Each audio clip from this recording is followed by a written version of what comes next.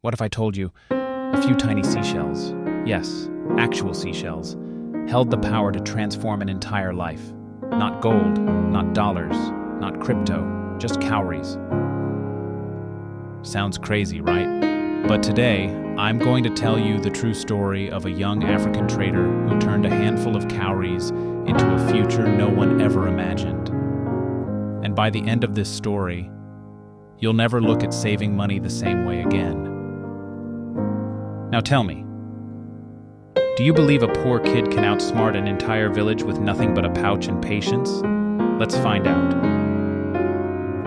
In a dusty little village in West Africa, where goats wandered like they paid rent and the loudest thing at night was Grandma's snores, lived a young boy named Kwame. Kwame was 14, skinny as a toothbrush, sharp as a porcupine, and had one big dream. He wanted to become the richest spice trader in the region. Problem? He had exactly 3 cowries to his name. That's like having 3 cents in your savings account and telling everyone you'll buy Amazon someday.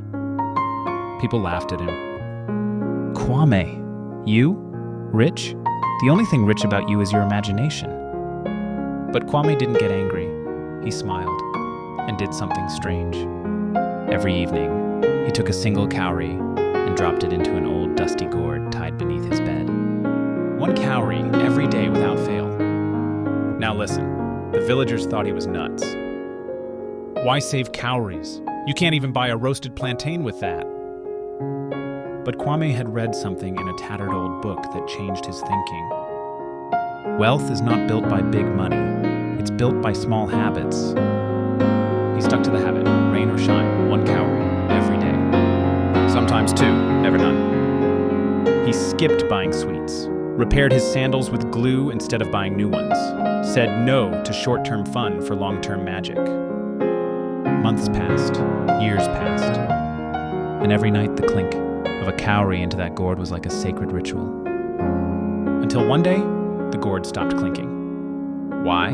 Was it empty? No.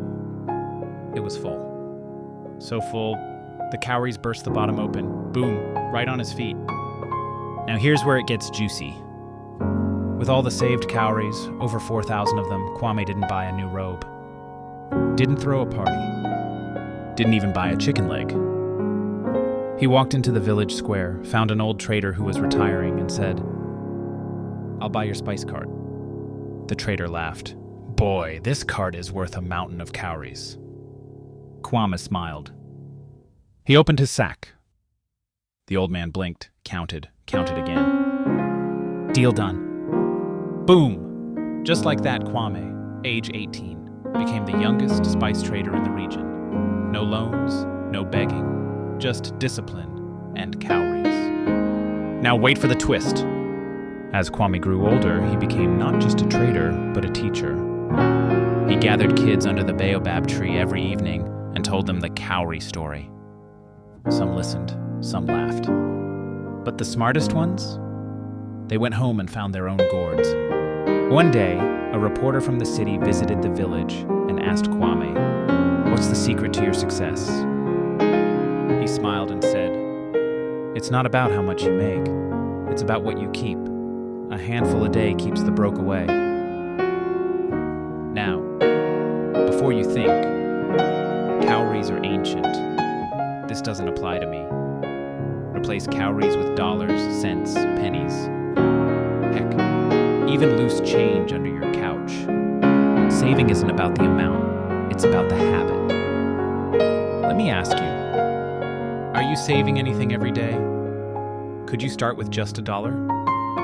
Could you skip 1 coffee a week and toss that $5 into your future? Kwame did it with seashells. What's stopping you with a smartphone, a bank app, and online calculators? They say discipline weighs ounces, regret weighs tons. So maybe, just maybe, your future wealth starts with a coin you'd usually ignore. Now tell me in the comments, what's the one thing you're going to stop buying and start saving instead? And if Kwame's story made you smile, laugh, or think a little deeper, like, share, and subscribe for more stories that teach while they entertain. Because who knows?